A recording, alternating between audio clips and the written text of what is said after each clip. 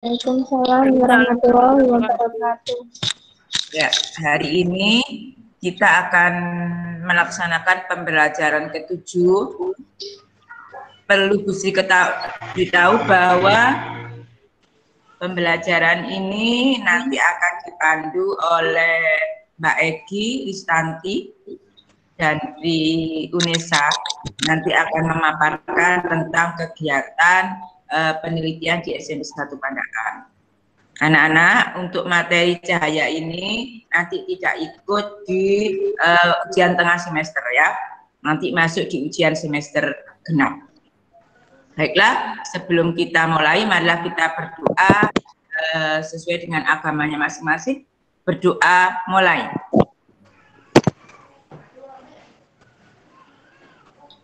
Alhamdulillah, selesai. Baiklah anak-anak, ini Mbak Egi Ristanti akan segera mempresentasikan tentang materi atau skripsi yang dilaksanakan di SMP 1 Pandaan. Tolong nanti didengarkan, diperhatikan. Silakan kalian tulis di kertas pertanyaan-pertanyaan, nanti bisa dituliskan di kolom chat.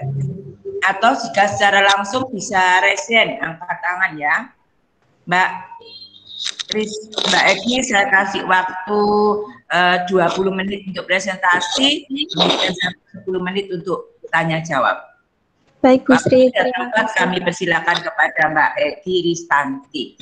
Terima kasih atas kesempatannya Bu Sri. Assalamualaikum warahmatullahi wabarakatuh. Waalaikumsalam warahmatullahi wabarakatuh. Saya Egi Wayu Ristanti dari Universitas Negeri Surabaya. Di sini saya akan mengajarkan tentang materi cahaya dan alat optik selama 2 kali pertemuan. Baik, untuk pelajaran hari ini, sebelum kita mulai pelajaran, jangan lupa untuk tetap menerapkan 3M, yaitu mencuci tangan, memakai masker, dan juga menjaga jarak. Oke. Mohon izin untuk presentasi, Bu Sri. Silakan, Mbak.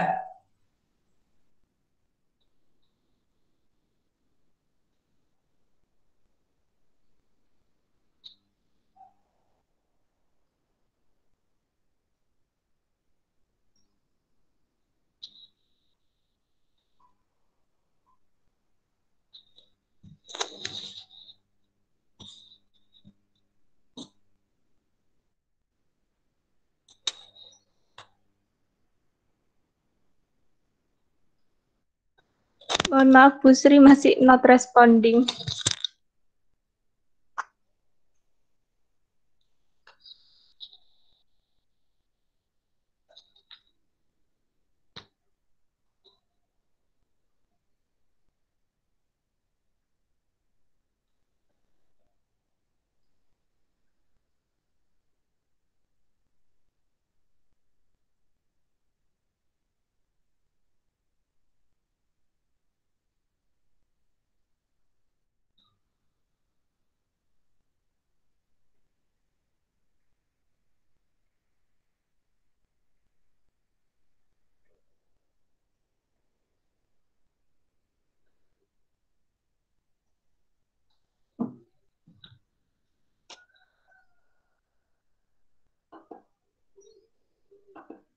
Masih belum tampil ya?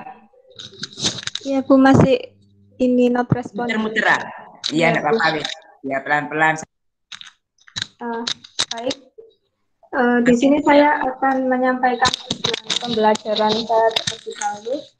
Yang pertama, melalui e-book siswa dapat menyebutkan sifat cahaya dengan benar. 2. Setelah observasi sederhana, siswa dapat mendeskripsikan arah rambat cahaya dengan tepat. 3. Siswa dapat menjelaskan pembiasan cahaya dan menghitung besar sudut pantul dan sudut datang dengan benar setelah menggunakan e-book. 4. Melalui e-book, siswa dapat menganalisis pembentukan bayangan pada cermin dengan tepat. 5. Setelah mempelajari materi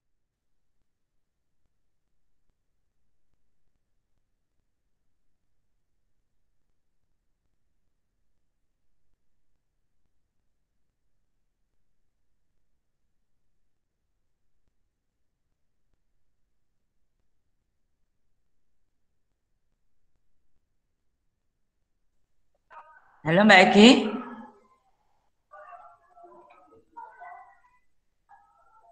Mbak Egi.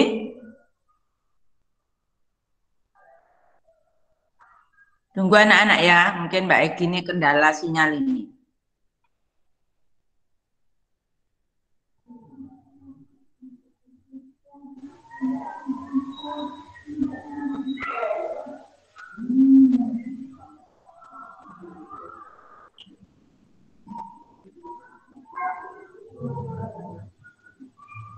Baik, akan saya lanjutkan mengenai tujuan pembelajaran. Tujuan pembelajaran kelima yaitu setelah mempelajari materi pada e-book, siswa dapat menganalisis hubungan titik fokus, jarak benda, jarak bayangan dengan benar. 6. Setelah melakukan observasi sederhana, siswa dapat menyimpulkan pembentukan bayangan pada cermin dengan benar.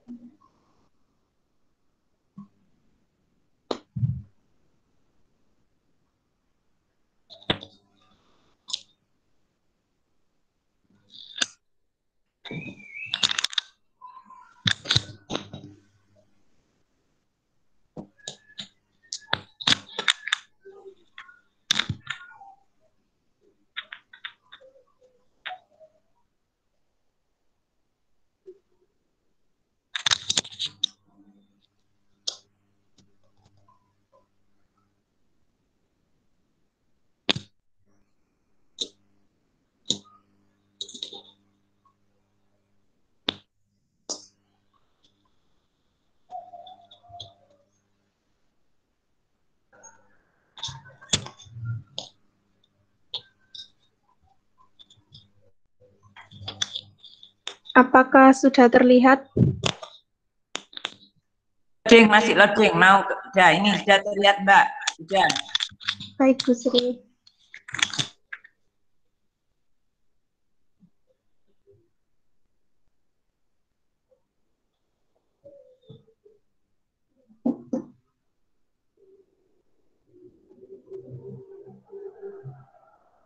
Apakah sudah terlihat?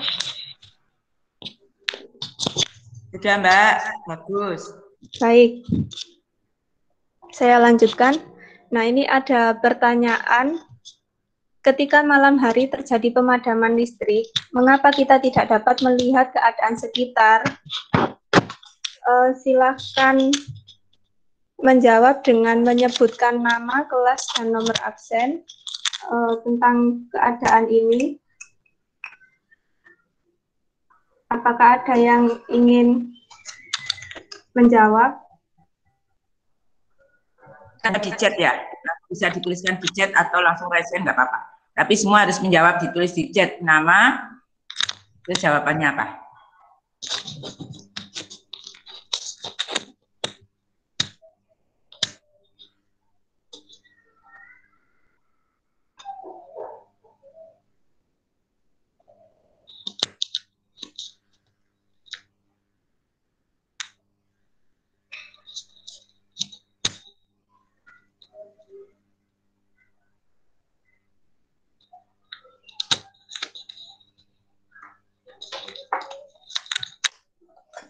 Ada yang ingin mencoba menjawab secara langsung?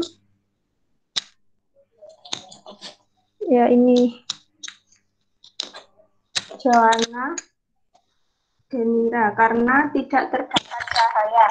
Ya, benar sekali jawaban dari Joanna, karena pada saat malam hari itu kan gelap ya, dan ketika pemadaman listrik, maka lampu di rumah kita yang sebagai sumber cahaya kan juga ikut padam.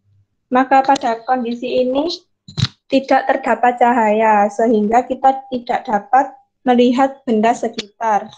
Karena benda di sekitar kita dapat terlihat ketika terdapat berkas cahaya yang dipantulkan ke mata kita. Sampai sini paham?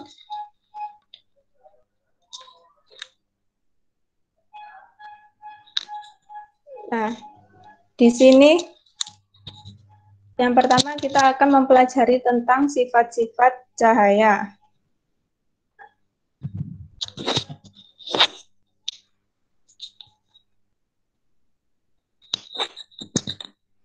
Akan saya bagikan itu terlebih dahulu di room chat sehingga bisa diakses.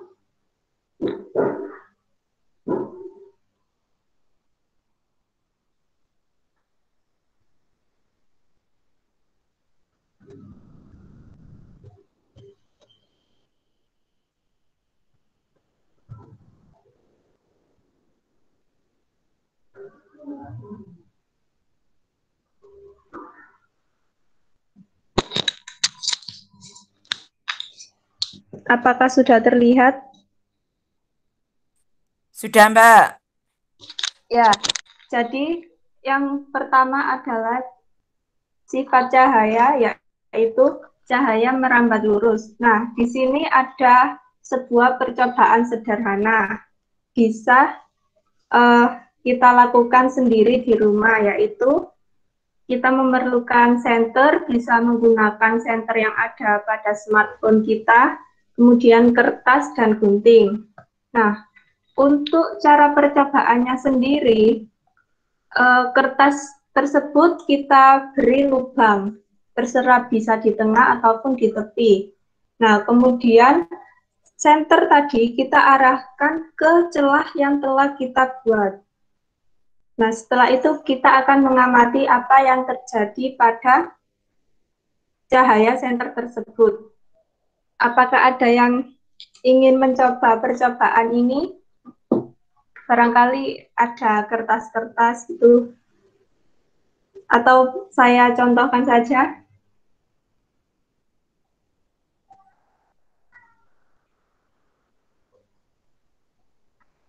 Baik, saya contohkan ya. Jadi kita siapkan kertas yang telah kita lubangi di tengahnya dengan menggunakan gunting.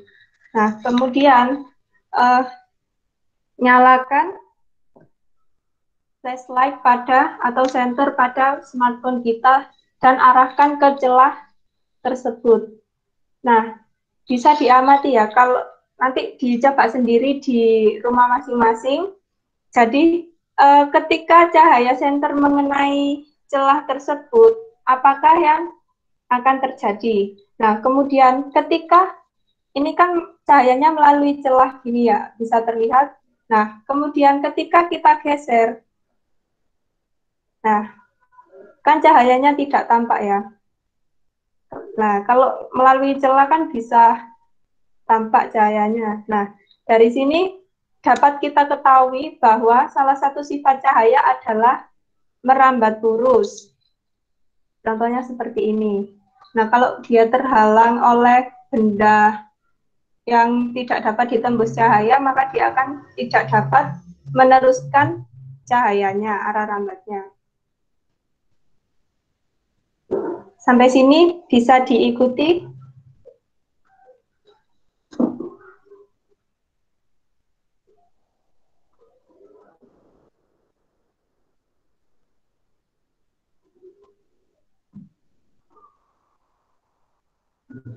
Nah, salah satu contoh dari fenomena cahaya merambat lurus yaitu seperti adanya gerhana matahari dan gerhana bulan. Itu merupakan salah satu contoh penerapan pada fenomena yang terjadi di sekitar kita. Yang kedua yaitu pemantulan cahaya atau refleksi. Cahaya memiliki sifat yang dapat dipantulkan pada suatu bidang.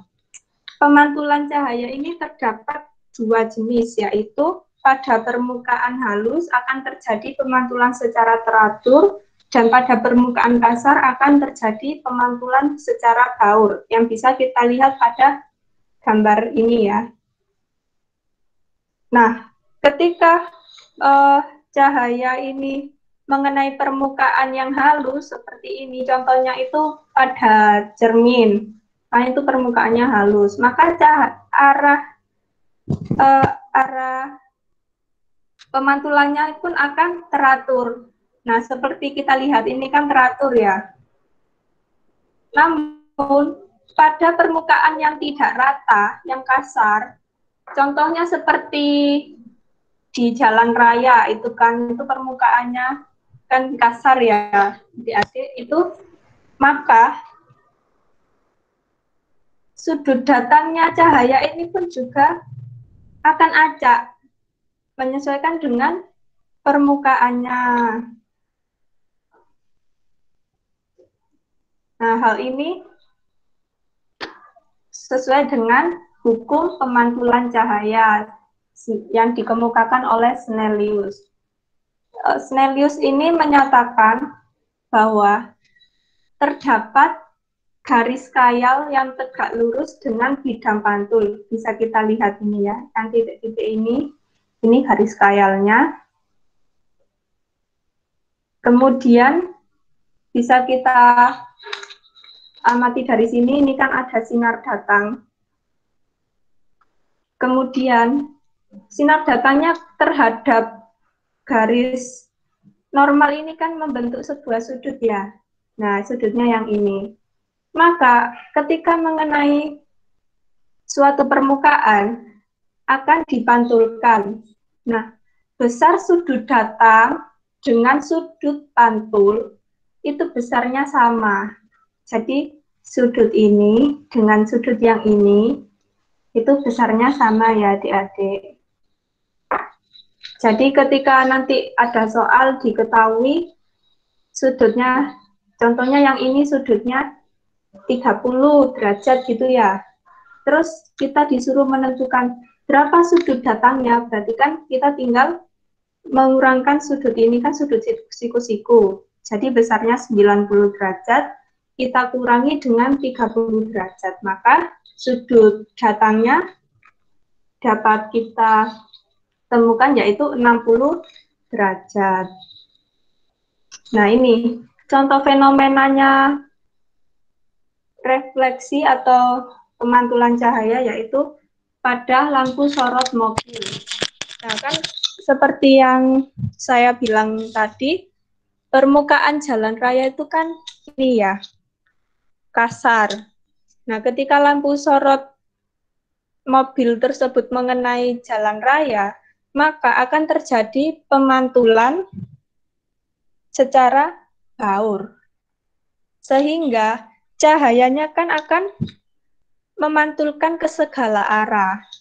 Sehingga kita dapat melihat jarak atau kondisi yang ada di depan mobil kita atau sekitar mobil kita saat malam hari. Bisa diikuti? Kemudian di sini ada pembiasan cahaya atau refraksi.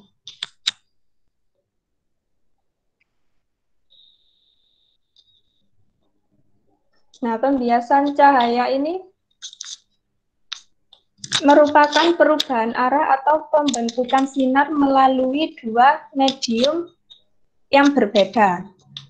Nah, kalau di refleksi atau pemantulan tadi kita kan mengenal sudut datang dan sudut pantul. Sedangkan di pembiasan sini kita mengenal yang namanya indeks bias. Indeks bias, apa itu indeks bias? Indeks bias adalah besaran yang menunjukkan perbandingan kecepatan cahaya di ruang vakum atau hampa dan di medium. Secara matematisnya dapat dituliskan N sama dengan C per Cm. C ini cepat rambat cahaya ya di ruang hampa, yaitu 3 kali 10 pangkat 8 meter per sekon. Nah, Cm ini kenapa menentukan suatu mediumnya, biasanya diketahui kalau di soal. Nah, kemudian dalam pembiasan cahaya ini terdapat 3 kemungkinan. Yang pertama yaitu ketika sinar datang yang melalui medium kurang rapat, menuju medium kurang rapat ke medium yang lebih rapat, maka pembiasan akan mendekati dengan garis normal. Nah, ini kan tadi kita yang ketahui ada garis khayal ini ya, yang kita sebut dengan garis normal. Contohnya ini, ketika sinar datangnya itu dari medium yang renggang, contohnya medium renggang itu seperti udara, kemudian ada medium yang lebih rapat seperti air, maka cahaya akan seolah-olah mendekati garis normal.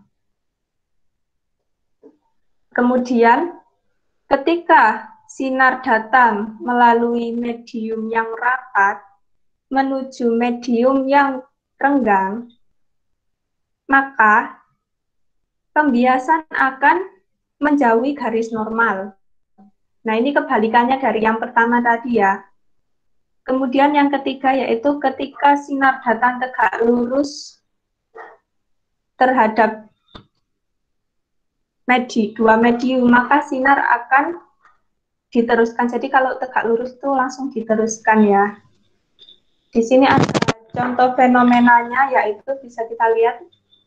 Nah, ini kan ada gambarnya segelas air, kemudian kita beri sendok di dalamnya. Nah, sendok ini kan akan terlihat seolah-olah patah kan.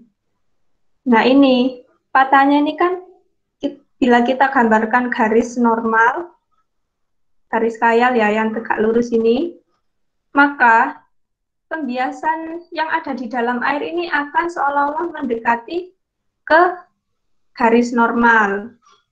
Seperti gambar yang ini tadi ya. Karena kan udara itu mediumnya itu kan kurang rapat ya, menuju medium air yang lebih rapat.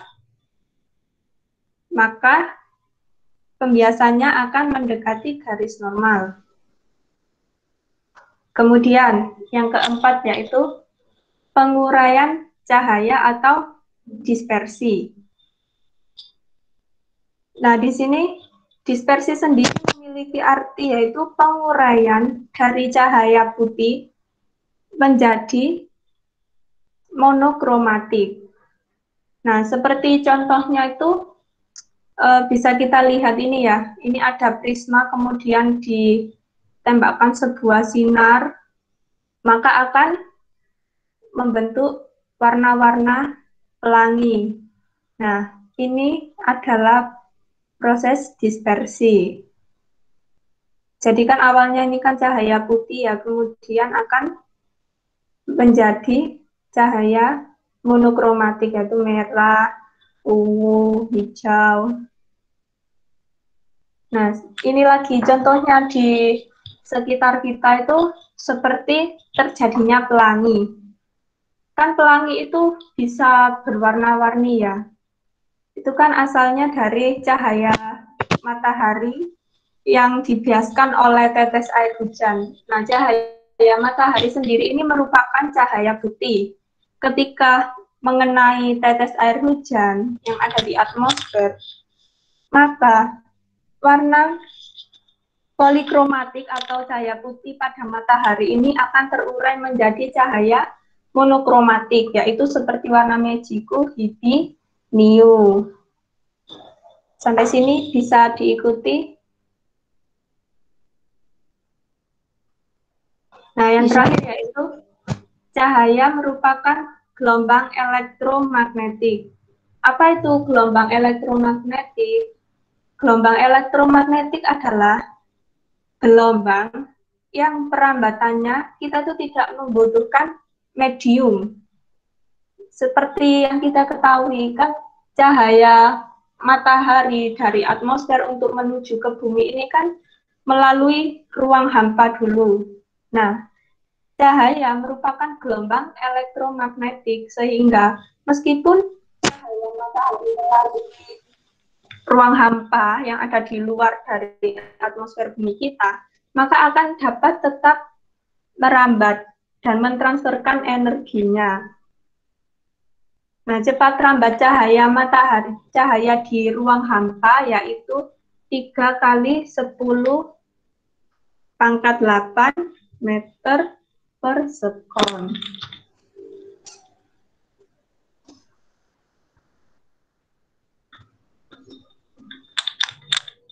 Apakah sampai sini apakah ada yang ingin ditanyakan?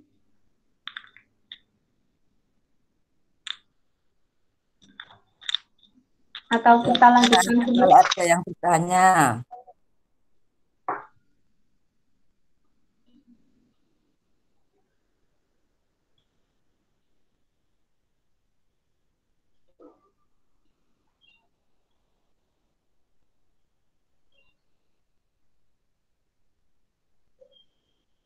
Kalau tidak ada pertanyaan, saya lanjutkan ke pembentukan bayangan pada cermin. Nah, di sini ada pertanyaan, bagaimana cara melukiskan bayangan? Di sini ada yang, kan kita setiap pagi pasti ini ya, berkaca. Nah, itu pernah nggak sih kalau kalian itu bertanya, kenapa ya kok bisa ada bayangan saya di cermin tersebut? Nah, di sini akan saya jelaskan tentang pembentukan bayangan. Yang pertama yaitu pada cermin datar. Cermin datar itu seperti cermin yang kita gunakan sehari-hari di ini biasanya ada di kaca lemari ataupun di meja rias kita. Jadi cermin datar ini memiliki sifat bayangan maya, tegak, dan simetris. Kenapa? Nah, seperti bisa kita lihat pada gambar ini ya. Jadi, kan ini ada suatu benda. Kemudian ini cermin. Nah, ini adalah ruang di belakang cermin. Ketika ada sinar datang, kan kita tadi belajar tentang pemantulan atau reflection. Jadi kan ketika sinar mengenai suatu permukaan, maka akan dipantulkan. Nah, ini kalau cermin itu permukaannya kan halus. Jadi, maka pemantulannya pun akan teratur. Nah, ketika ada sinar datang mengenai benda, yang pertama ini ya yang oranye, maka akan dipantulkan ke sini. Nah, dari sini, ini akan kita tarik garis khayal putus-putus yang warna oranye ini ya. Ini bisa panjang gini. Kemudian ada sinar lagi, sinar yang dengan garis hijau ini. Kan akan dipantulkan secara teratur ya. Ini sinar datang, dipantulkan sinar pantul. Nah, ini kan sudutnya sama ya. Nah, dari pemantulan ini, sama seperti yang langkah pertama, akan kita tarik garis khayal putus-putus, kita teruskan di belakang cermin. Ya kan? Nah, kemudian yang ketiga ini ada lagi sinar berwarna, sinar yang dengan panah biru ini mengenai benda, kemudian dipantulkan kembali, dan pantulannya akan diperpanjang. Nah, perpotongan dari perpanjangan sinar pantul ini akan membentuk bayangan pada cermin datar. Karena letaknya berada di belakang cermin, maka bayangan yang dihasilkan akan bersifat maya. Nah, ini kan bayangannya tegak ya, sama dengan benda, maka sifatnya adalah tegak dan dapat kita lihat ukurannya kan sama ya. Seperti kita kalau ngaca setiap hari itu kan pasti ukuran kita yang asli dengan kita yang ada di cermin kan sama. Nah, itu namanya simetris. Syarat untuk dapat melukiskan bayangan yaitu minimal terdapat 2 sinar. Nah, ini kan di contohnya ada 3 ya. Bisa kita lanjutkan. Nah, yang kedua ini yaitu cermin cekung.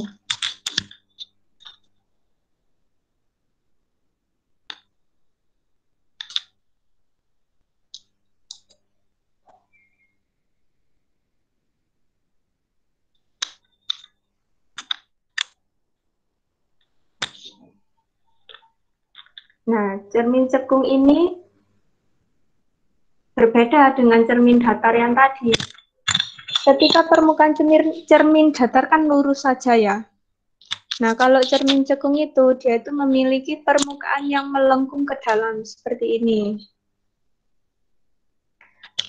Karena permukaannya melengkung ini, maka memiliki sifat mengumpulkan sinar atau konvergen.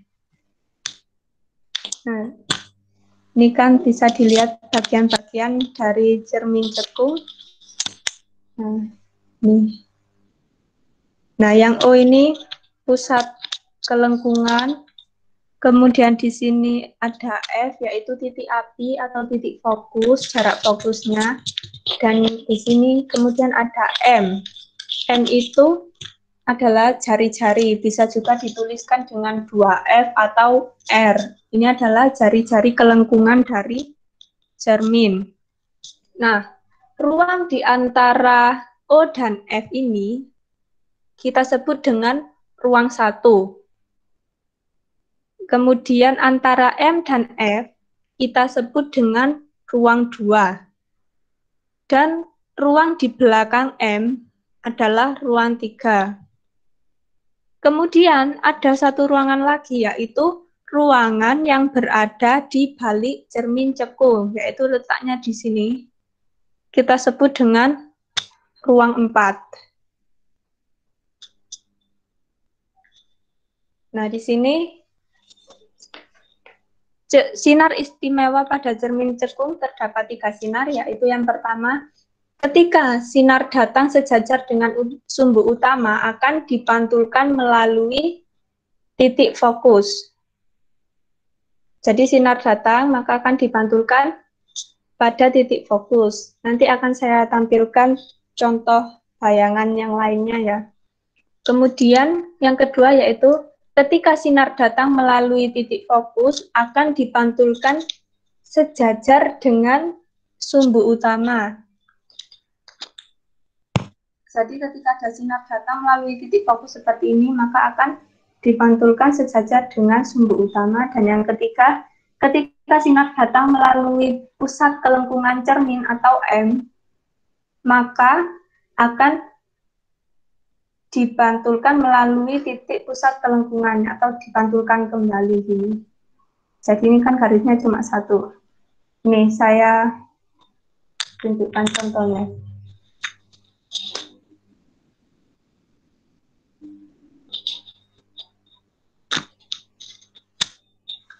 Nah, ini contohnya ini ya.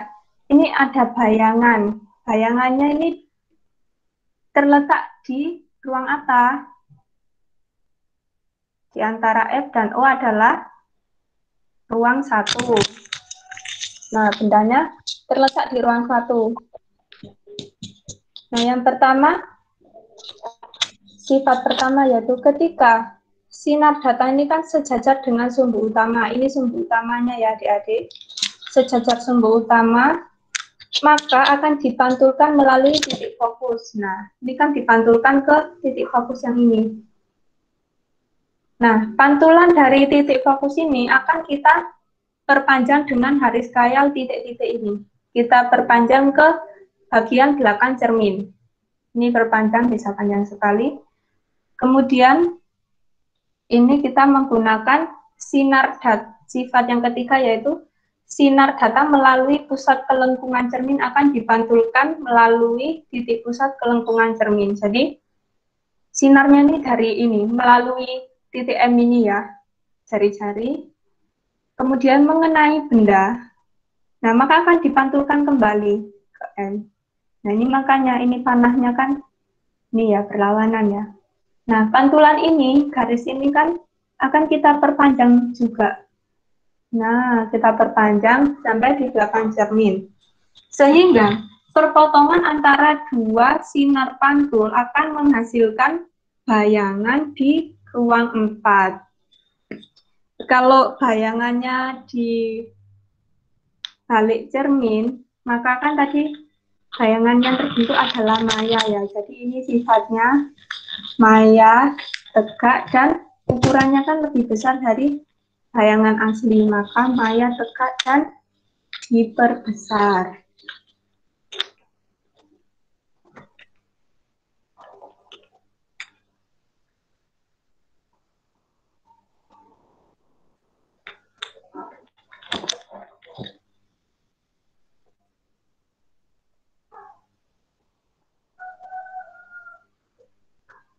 Nah, ini contoh fenomena penerapannya yaitu pada lampu reflektor pada mobil atau sepeda. Nah, lampu sorot pada mobil ini itu di dalamnya menggunakan cermin cekung. Karena sifat dari cermin cekung yaitu memfokuskan sinar atau cahaya ke arah titik fokus, pemfokusan cahaya. Atau sifatnya tadi kita sebut dengan konvergen ya. Nah, karena sinarnya ini difokuskan oleh cermin cekung, maka sinar pemantulannya atau sinar pantulnya akan bergerak lurus ke depan atau menghasilkan sinar pantul yang sejajar. Jadi penggunaan cermin cekung pada lampu reflektor mobil ataupun sepeda, atau bisa kita lihat kalau dilihat itu lampu ada cermin cekung yang di bawah mikroskop itu, yaitu, nah itu kenapa kok dikasih cermin cekung, karena cermin cekung itu memfokuskan sinar pantulnya sehingga menghasilkan sinar yang sejajar. Nah, kemudian pembentukan cahaya pada cermin cekung.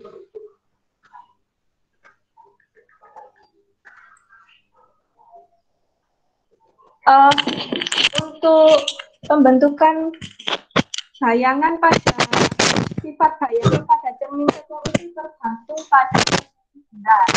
Jadi nanti bisa berbeda-beda ketika benda diletakkan di ruang 1 dan di ruang 2, maka sifat bayangan yang terbentuk juga akan berbeda. Caranya bagaimana untuk mengetahuinya? Ya dilakukan pelukisan bayangan tadi. Maka nanti kita akan dapat menentukan sifatnya. Nah, yang ini kemudian kita cermin cembung. Cermin cembung ini memiliki sifat divergen atau menyebar. Kan berlawanan dengan yang cermin cekung tadi ya, adik-adik. Nah, kalau cermin cembung ini dia memiliki sifat bayangan, maya, tegak, dan diperkecil. Nah, ini bagian-bagiannya sama seperti yang ada di cermin cekung tadi. Bedanya hanya kalau cermin cekung tadi lengkungnya ke dalam, kalau cermin cembung melengkungnya ke arah luar. Nah, sinar istimewanya yang pertama yaitu ketika sinar datang sejajar sumbu utama akan dipantulkan seolah-olah dari titik fokus. Kemudian sinar datang menuju titik fokus akan dipantulkan sejajar sumbu utama, dan yang terakhir sinar datang menuju titik pusat kelengkungan atau M seolah-olah dipantulkan dari titik pusat kelengkungan cermin.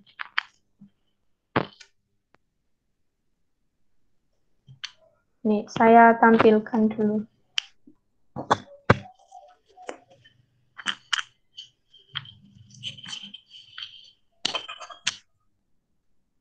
Nah, ini yang cermin cembung ya. Contohnya ini ya, ini bayangannya ya. Ini benda. Bendanya ada di sini ya, di depan cermin. Kemudian ada sinar datang sejajar sumbu utama. Nah, ini sinar datangnya sejajar sumbu utama.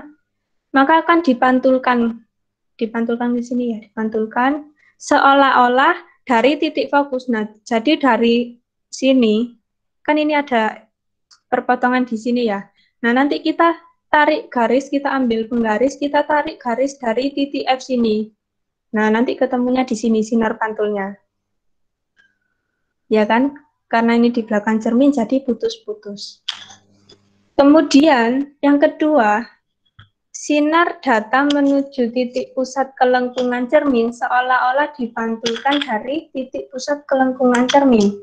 Jadi, ini penggarisnya kita letakkan di kelengkungan cermin atau M ini ya. Nah, kita kenakan bendanya, ujung benda. Nah, kita tarik garis lurus, sinar datang, kemudian putus-putus karena diperpanjang. Nah, ini kan sinar pantulnya juga akan sama kan, tetap segaris. Maka nanti dari dua perpanjangan sinar pantul ini akan kita temukan titik potong atau berpotongannya. Nah, sehingga menghasilkan bayangan yang berada di sini. Kan ini bayangannya kan di belakang cermin, maka sifat bayangannya maya. Nah, ini kan tegak ya, tidak terbalik. Kalau terbalik itu bayangannya di bawah sini. Nah, ini. Maka maya, tegak, dan ukurannya diperkecil. Nah, persamaan untuk menyatakan hubungan antara jarak benda ke cermin, jarak bayangan ke cermin, dan jarak fokus pada cermin dinyatakan dalam persamaan 1/F sama dengan 1/S plus 1/S aksen. S ini yaitu adalah jarak benda. Ya, ini jarak benda, satuannya sentimeter. Kemudian yang S aksen ini jarak bayangannya, jarak bayangan ke cermin. Kemudian kita juga bisa mencari perbesaran bayangan yang dihasilkan, yaitu kita simbolkan perbesaran dengan huruf M, yaitu kalau kita diketahui tingginya di soal, maka bisa kita gunakan tinggi jika biasanya itu diketahuinya kan ini jarak benda sama jarak bayangan. Jadi kita gunakan ini, rumus yang S. Ini adalah nilai mutlak. Jadi meskipun hasilnya negatif, maka akan dimutlakkan sehingga nilainya tetap positif. Karena perbesaran itu kan nggak ada nilai negatifnya ya. Nah, ini untuk mencarinya yaitu jarak bayangan ke cermin dibagi dengan jarak benda. Sampai sini bisa diikuti? Bisa, Kak. Ya. Nah, ini ada contoh soal. Ada yang mau mencoba untuk mengerjakan?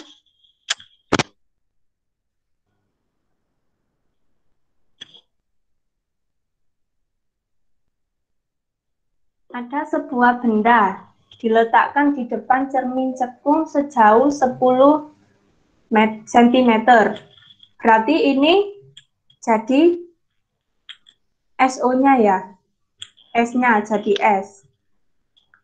Kemudian diketahui lagi bayangan benda yang terbentuk pada cermin cekung berjarak 15 cm.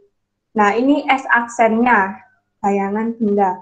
Kemudian kita disuruh menentukan jarak titik fokus cermin cekung. Nah, kita gunakan rumus yang ini. 1/F sama dengan 1/, jarak benda plus 1/, jarak bayangan. Ada yang ingin mencoba mengerjakan?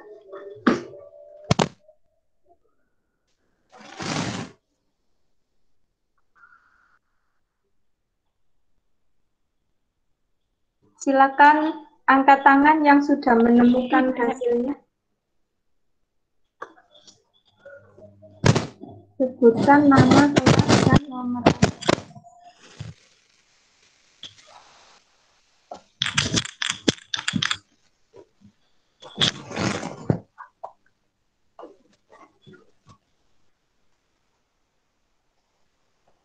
Silakan bertanya anak-anak. Nia. Iya. Namanya?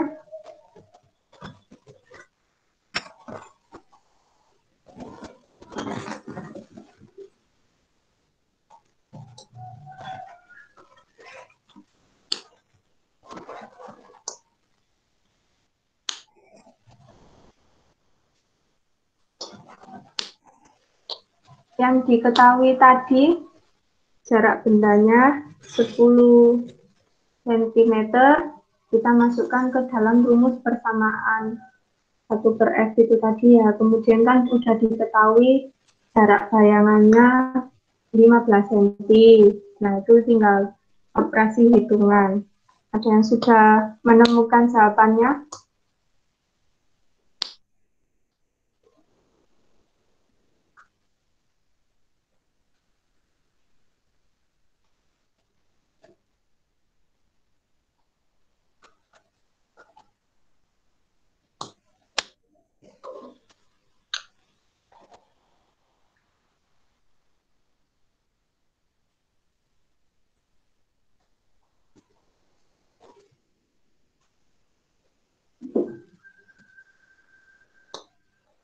Atau masih menghitung adik-adik?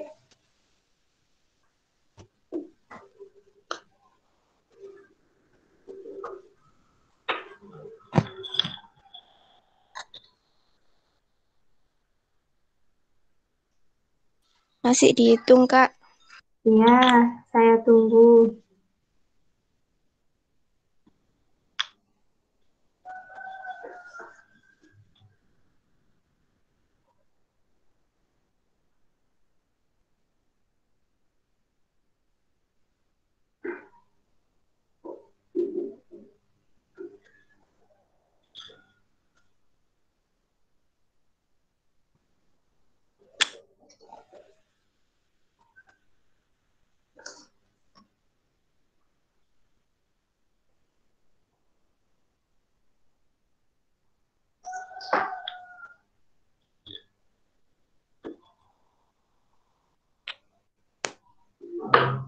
Ini sampai cermin apa, Mbak? Cekung. Ini cembung Bu, ini tinggal Oh, sudah soal, iya, tinggal tinggal 2 sedikit. soal Iya, ini. iya. Alat optiknya nanti pertemuan kedua ya? Iya, alat Oh optiknya iya. minggu Iya, depan. iya, Untuk iya. absennya apa bisa apa Langsung boleh di-share aja, saya? Mbak. Oh ya, Ya, terima di-share ya. kasih. Ya, Bu. Anak-anak jangan lupa absensi diisi. Nanti sebelum diakhiri dibuka semua kameranya ya. Kita foto bersama.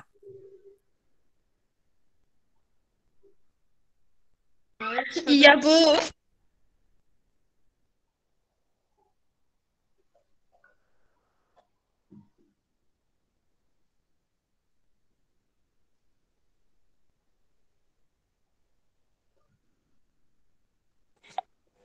Bu nyandet.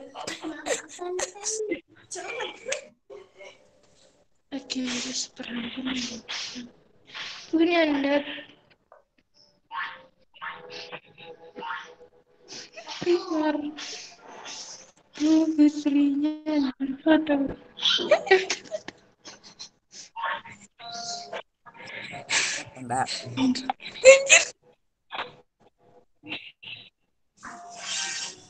Nyandet. Det. Det. Nyandet.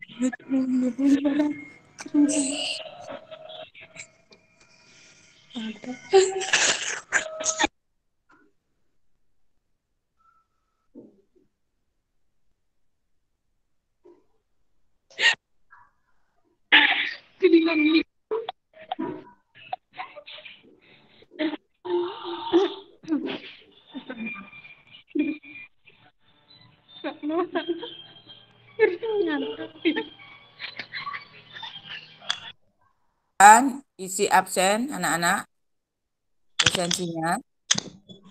Tapi jangan lupa ya di Google Classroom tetap diisi.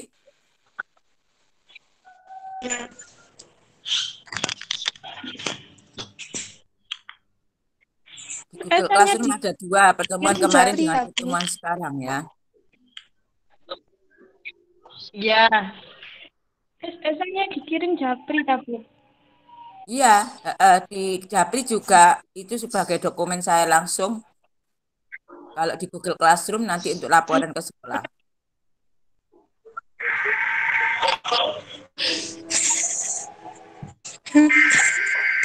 Mulai pertemuan awal sampai hari ini yang masih merasa belum absen di Google Classroom, silakan isi absennya karena itu untuk eh, kenaikan kelas sebagai dukungan ini. Iya.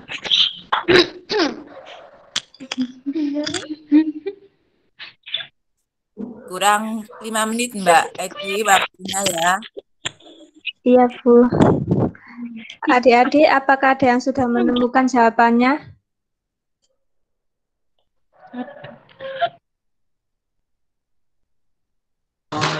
Yang nomor 1 itu 16/10, Kak. Nomor 1. Ya, kita bahas ya, adik-adik. Nah, soal yang nomor 1. Jadi kan diketahui jarak benda ke cermin itu 10 cm, kemudian jarak bayangannya 15 cm. Nah, ditanyakan titik fokusnya. Nah, ini kita masukkan 10, sini 15. Nah, kita samakan dulu, jadi 30. Nah, ini kan jadi 3 plus 2. Nah, 3 plus 2 itu kan bisa karena yang bawahnya itu sudah sama-sama 30, maka dapat langsung kita operasikan, yaitu kita jumlahkan menjadi 5/30. Nah, ini kan masih 1/f ya, Dek ya. Itu kemudian kita balik. Jadi, ini menjadi F, dan yang di ruas kanan juga kita balik. 30/5-nya, 5/30-nya jadi 30/5. Nah, 30 dibagi 5 adalah 6 cm. Jadi, jangan lupa untuk hasil akhirnya itu kita balik ya, adik-adik. 1/f-nya. Kita jadikan F dulu. Sampai sini bisa dipahami atau masih ada pertanyaan? Paham, Kak? Ya. Kemudian yang soal nomor 2 ini kan, benda setinggi 10 cm di depan cermin cembung memiliki jari-jari 80 cm. Bila jarak bendanya 60, maka letak dan perbesaran bayangan. Nah, ini pembahasannya. Kita ketahui itu tinggi bendanya 10 cm. Kemudian kelengkungan tadi bisa M, bisa R, bisa 2F. Ini kakak tuliskan R ya, 80 cm. Jarak bendanya 60 cm, ditanyakan posisi dan perbesaran. Nah, ini yang pertama, jari-jari itu nilainya itu nilai titik fokus yaitu adalah setengah dari nilai jari-jari atau kelengkungan cermin. Jadi bisa kita tuliskan F sama dengan setengah R. Nah, R-nya di sini kan 80 ya. Ini loh Kak, kenapa kok itu ada min-nya? Karena pada cermin cembung, R dan F ini berada di balik cermin sehingga bernilai negatif, atau kan di balik cermin berarti maya, Dek ya. Maya itu negatif.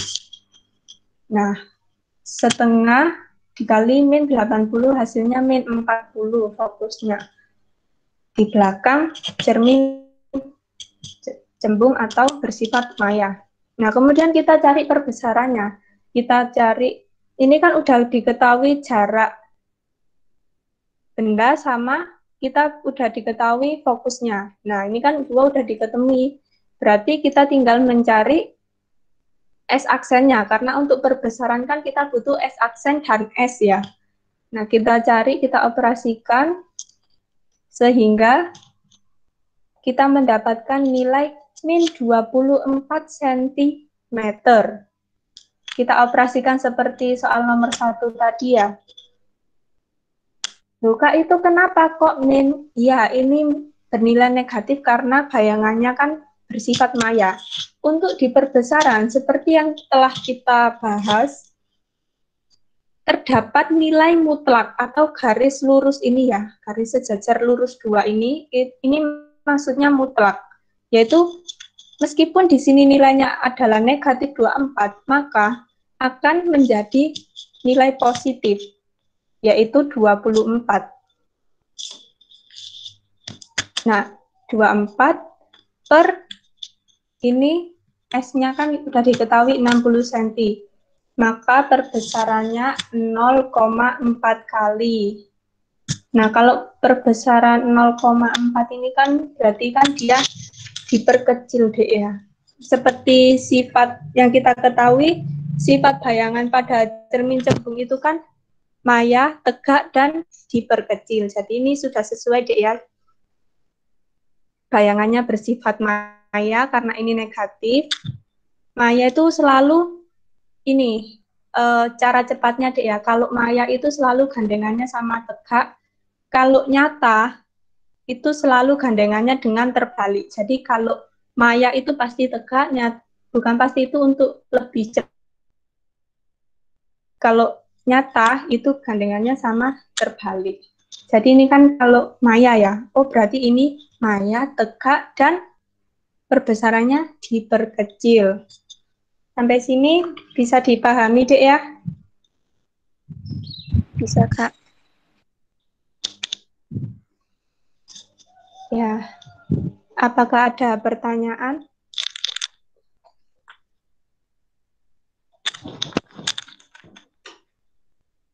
Iya, Joanna, silakan. Saya mau tanya yang tentang cahaya cermin terbentuk itulah, Kak.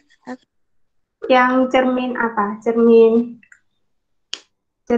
cekung, cembung? Cermin lurus memantul. Datar. Oh iya, sebentar saya. Kan kita bisa bercermin di atas air itu, Kak. Berarti Iya. air juga sifatnya. Iya, ya terima kasih pertanyaannya, Joanna, bagus sekali ya. Pertanyaannya sangat bagus. Jadi kan kalau kita melihat ke air, Kak, karena kita kan juga bisa bercermin seperti itu ya, Dek ya. Jadi ibaratnya iya, air itu seperti cermin. Karena kenapa? Karena air kan permukaan, seperti kita tahu permukaan air yang tenang, itu kan dia permukaannya itu termasuk permukaan yang halus. Dalam teori yang pemantulan cahaya tadi, ketika cahaya mengenai permukaan yang itu akan dipantulkan secara teratur. Nah, ketika di air ini spesial ya, Dek ya. Jadi dia itu bisa ada yang dipantulkan, ada juga yang dibiaskan. Kalau di dalam air itu. Nah, contohnya apa yang dipantulkan? Seperti kita kalau melihat ke dalam air, airnya ini tenang gitu ya, contohnya di danau gitu ya. Kita bisa bercermin kan di atasnya. Nah, itu karena adanya cahaya yang dipantulkan ke kita, sehingga bayangan kita terbentuk pada air tersebut. Jadi air tersebut menjadi media seperti kaca. Nah, di sisi lain, dalam air ini, cahaya yang menuju ke air itu juga dapat dibiaskan. Seperti contohnya tadi, kan kalau kita contohnya ya berada di kolam renang, nah itu kan seolah-olah kan Kak miring gini deh ya.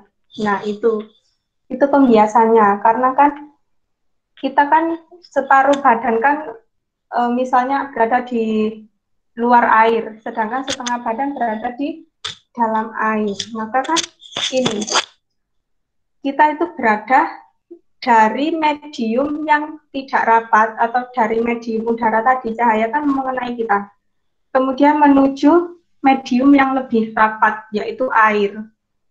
Maka ketika cahaya dari medium yang kurang rapat menuju medium yang lebih rapat, maka akan seolah-olah mendekati garis normal, seperti gampangannya itu kayak sendok yang seolah-olah patah. Kalau kalian coba ya, ada air di gelas, nanti masukin sendok, itu kan seperti patah gini sendoknya, yaitu. Maka dari itu juga ketika kita berada di kolam kan, kalau lihat ke bawah gini, oh sepertinya ini dangkal. Nah, terlihat dangkal ini karena terjadinya pembiasan cahaya itu tadi, sehingga permukaan air ini seolah-olah dangkal. Sedangkan ketika kita masuk ke dalam air, ternyata kolam ini dalam. Seperti itu. Jadi ada dua deh ya, ada yang dipantulkan, ada juga yang dibiaskan. Bisa dipahami? Bisa, Kak. Tapi Ya. kalau tentang pelangi itu, Kak, itu dibiaskan atau di penguraian? Kalau pelangi itu termasuk dalam penguraian cahaya atau bahasa IPA-nya kita sebut dengan dispersi cahaya. Nah, dispersi itu berbeda ya dengan refraksi atau pembiasan. Jadi kalau pembiasan itu kan cuma dibiaskan gini, cuma masuk dari satu medium ke medium. Nah, ini misalnya medium ya. Kalau pembiasan itu cuma masuk gini aja. Nah, kalau dispersi itu diuraikan. Seperti ini. Saya bukakan pelangi.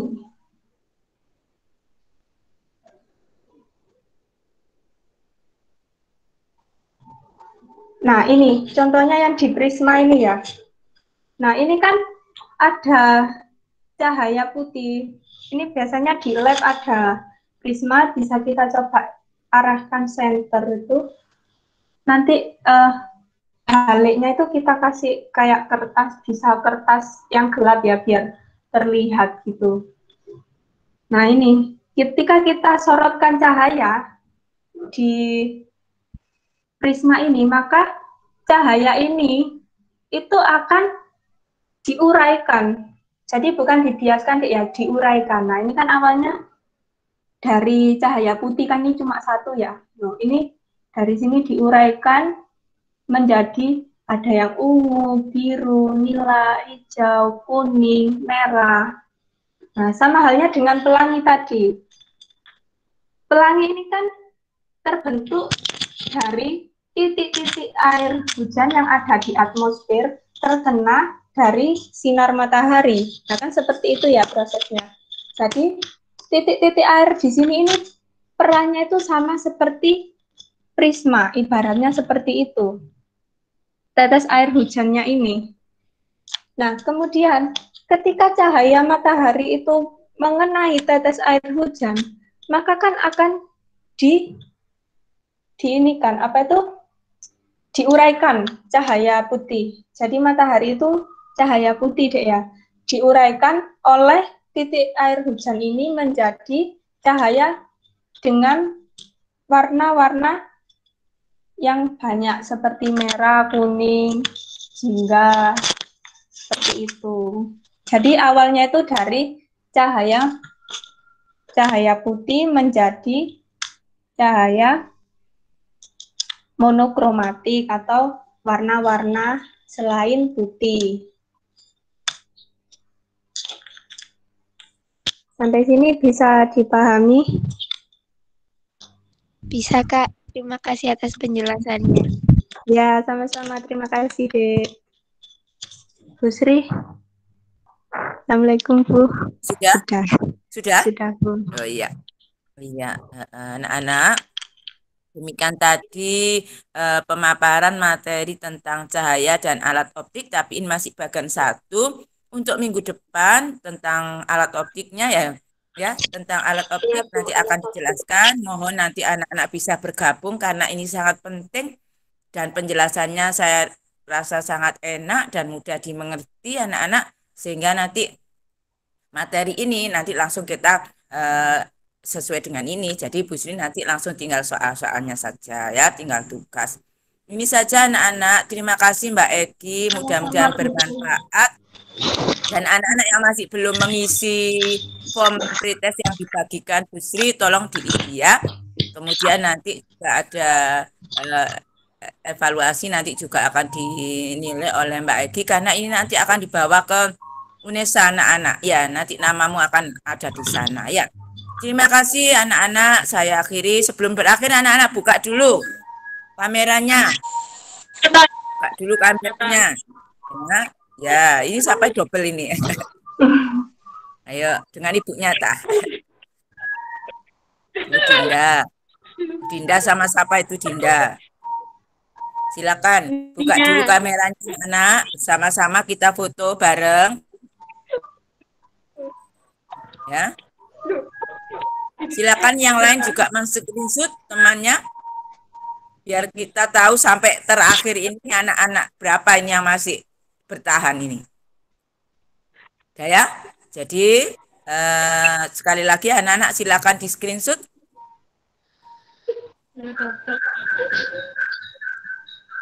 Ya. Sudah anak-anak, terima kasih sekali lagi kami ucapkan pada Mbak Egi juga anak-anak. Mudah-mudahan yang disampaikan tadi bermanfaat. Akhir kata, bisa mohon maaf dan jangan lupa di Google Classroom absen diisi, tugas dikerjakan. Dan yang tagihannya yang belum mengumpulkan video pembelajaran 5 dan 6 silahkan. Kalian hanya punya waktu 1 minggu karena setelah ini ada ujian tengah semester dan nilai harus masuk. Terima kasih. Assalamualaikum warahmatullahi wabarakatuh. Anak-anak bisa meninggalkan room. Waalaikumsalam warahmatullahi wabarakatuh. Waalaikumsalam warahmatullahi wabarakatuh. Terima kasih Bu Sri. Ya, Terima sama-sama, kasih Mbak adik-adik. Terima kasih Kak. Ya.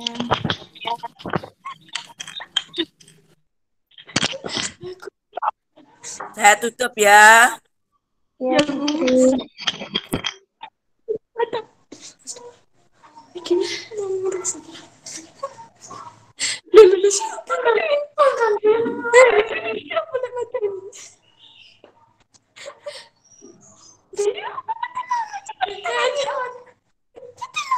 Jangan deh rundingan rumin koncoe rapopo.